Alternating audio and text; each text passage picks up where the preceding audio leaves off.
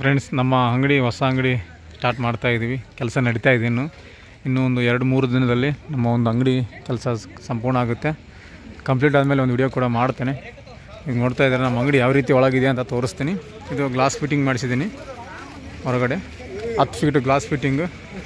ಈ ಕಡೆ ಕೂಡ ಗ್ಲಾಸ್ ವಿತ್ತು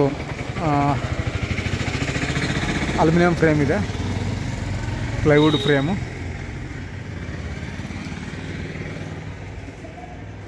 ನೋಡಿ ಒಳಗಡೆ ಯಾವ ರೀತಿ ಇದೆ ಅಂತ. CPVC ಮಾಡಿಸಿದ್ದೀನಿ. ಇಲ್ಲಿ ಮೇಲ್ಗಡೆ ಏನು ನೋಡ್ತಾ ಇದ್ದೀರಾ, ಇದು CPVC ಸೀಟ್ಗಳು. PUP ಯಾವ ರೀತಿ ಇರುತ್ತೆ, POP ಅದೇ ರೀತಿಯಾಗಿದ್ದು ಫಿನಿಶಿಂಗ್ ಬರುತ್ತೆ.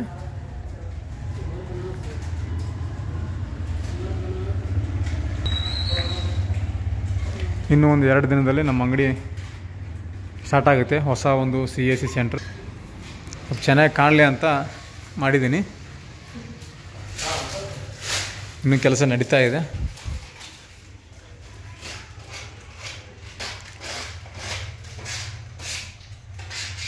ನಮ್ಮ ಒಂದು ಅಂಗಡಿ ಯಾವ ರೀತಿ ಇದೆ ಅಂತ ಕಮೆಂಟ್ ಮಾಡಿ.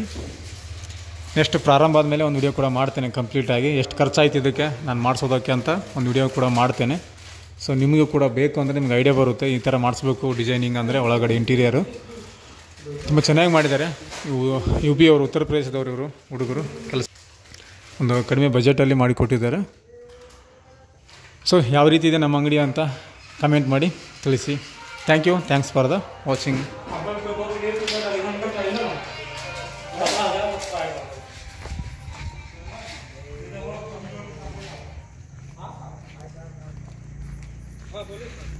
ನೈಟ್ ಟೈಮ್ ಹಾಗಾಗಿ ಈ ರೀತಿಯಾಗಿ ಕಾಣ್ತಾ ಇದೆ. ಲೈಟಿಂಗಿನ ಹಾಕ್ಸಿಲ್ಲ ಹೊರಗಡೆ.